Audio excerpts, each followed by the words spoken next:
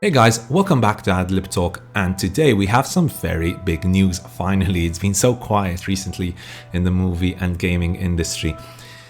The Zack Snyder cut will be released on HBO Max in 2021. Yes, you might not have heard of this version, and you probably might not even remember what Justice League is, but yes, a new version of the movie will be coming out. Now, to refresh your memories, I think we should go all the way back in 2013.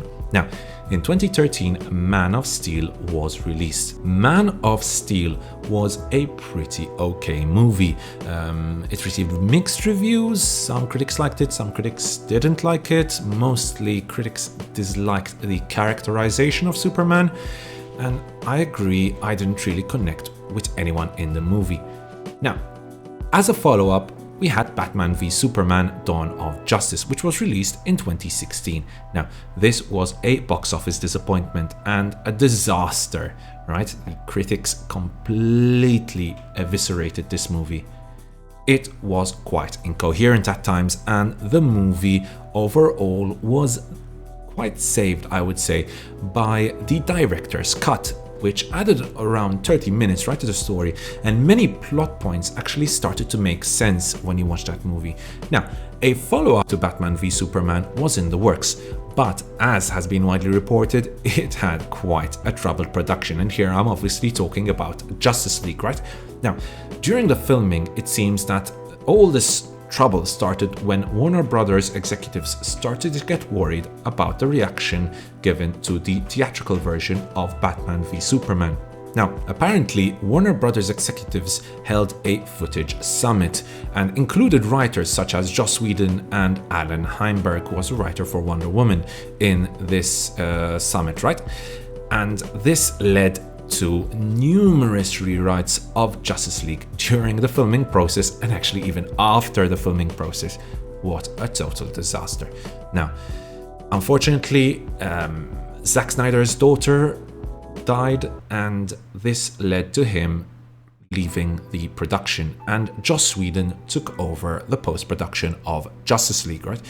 Now, this meant that a lot of changes would happen to the movie, and Joss Whedon actually started 2 months of reshoots in London and Los Angeles. This led to Warner Brothers spending around 25 million more into a movie with such a big budget already. Now, the reaction to Justice League was quite mixed. I mean, it was praised for its action sequences, which I personally didn't even enjoy that much. But apart from that, I thought that the acting was pretty weak. I thought the CGI was so poor for a movie with such a big budget. The plot was non-existent, and the villain, Steppenwolf, was so disappointing, so weak. Nobody actually cared about Steppenwolf. Actually, nobody really cared about anything that was going on in the movie. It was soulless. Right after the theatrical release of Justice League, fans actually create a petition, an online petition, calling out for the release of the Snyder Cut. And this starts to catch traction. Now, it actually gains around 180,000 signatures. This would give birth to the hashtag Release the Snyder Cut on social media. Now, even some cast members start to voice their support for the Snyder Cut, and this includes actors like Jason Momoa and Ray Fisher. Now, moving on to 2019, 2 years after the release of Justice League, HBO announced that it is now releasing a new streaming service called HBO Max. Now, why is this important? Is part of its promotional trailer, HBO shows scenes from Justice League, right? Many members of this social media movement actually bombard Warner Media demanding for the Snyder Cut to be released. There were other examples of fans showing support for the Snyder Cut to be released. For example, during an FA Cup game between Tottenham and Middlesbrough, there was actually an advert shown throughout. There were billboards in Times Square, and also, funnily enough, a flying banner ad which was flown over San Diego Comic Con in 2019. Now, moving on to March 2019, Zack Snyder actually confirms that his original cut exists. And he stated that it was not up to him, of course, it was up to Warner Brothers if they want to release it or not. Finally, we come to yesterday. So what happened yesterday? So apparently Zack Snyder started to assemble his post-production team and work has already started. And yesterday, during a Q&A after an online watch party of Man of Steel, confirms Warner Brothers would actually be releasing his cut of Justice League as Zack Snyder's Justice League on HBO Max in 2021, so next year. Now, quoting here, Snyder stated that this is an entirely new thing and especially talking to those who have seen the release movie, a new experience apart from that movie. What changes can we expect from this movie? There are a lot, numerous changes we can expect. I cannot get into everything because this video will be too long. However, let's start to look at some of the major changes. We're going to have new characters in the movie because around at least 10 characters were actually removed from the script, with a character like Darkseid, right, who's so important in the DC universe.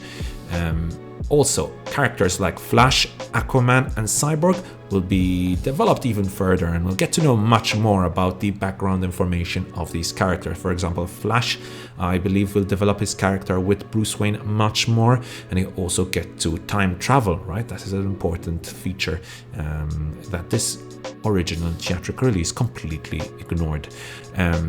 Aquaman, apparently we get to know more about him and more about his background, but I guess none of that will actually be added, or maybe a little bit, obviously because Aquaman was released as a standalone movie and we got to know Aquaman in that movie. So Aquaman doesn't really need a lot of background introduction, right? We know quite a lot about him already now. Cyborg. Now, Cyborg was probably the most disappointing part of the Justice League movie. I think Cyborg was completely forgotten in the final theatrical release.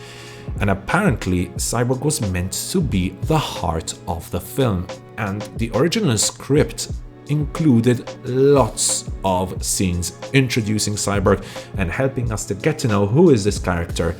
And this was completely cut out, right? And so we can expect to see something like that in the final cut by Zack Snyder. Now, what about Superman? Now, as we know, there's evidence from the movie, right? Most of Cavill's Superman scenes were actually reshot by Joss Whedon. Now, we have evidence, right? As I said, the famous mustache, which was edited off, and it looked pretty fake in the final theatrical release of the movie. Now, the true Superman, the Zack Snyder version of Superman, was going to be very different. Apparently, it was going to complete his whole story arc, which started all the way back in 2013 in Man of Steel. Other reports have claimed that Superman will actually be unhinged in the movie, and I think that will be a very interesting take, right? We saw hints of that in the theatrical release of Justice League when we saw Superman going crazy for those few seconds when he was brought back to life. Now, some other interesting things which will change include Steppenwolf's first invasion of Earth, which was shown briefly in a flashback scene. Now, this involves a massive battle between the Olympian old gods. We've got the Green Lantern Corps, we've got humans, Atlanteans, Amazons, and they all fight with Steppenwolf's army. Now, apparently, in Snyder's version, it is much longer. It is around 10 minutes long, whilst it was just a few seconds in the theatrical release, right? Now, it also includes Darkseid himself and a battle between Ares and Darkseid. And we've got the Green Lantern characters who fight in the battle, and we've got lots more dialogue, which was completely cut out from the theatrical release. Finally, the final battle between Justice League and Steppenwolf. Now, Joss Whedon edited this scene quite heavily and changed a lot of things. He added the red color, which I really could not understand, right? The setting was changed quite a bit, and a big thing for me, Batman barely did anything in the action, right? In the final battle, Batman barely appeared. Fortunately, in the Snyder Cut, Batman actually plays a much bigger role. So that's great, that's good to know. Now, Also, very importantly, the ending of the movie is very different as well. Now, apparently, in Snyder's cut, Wonder Woman actually decapitates Steppenwolf as Steppenwolf is trying to escape through a boom tube. Now, as Wonder Woman decapitates Steppenwolf, she actually gets a sight of Darkseid. And this would lead, obviously, to the sequel to Justice League, right? Where I would guess the Justice League would fight with Darkseid himself.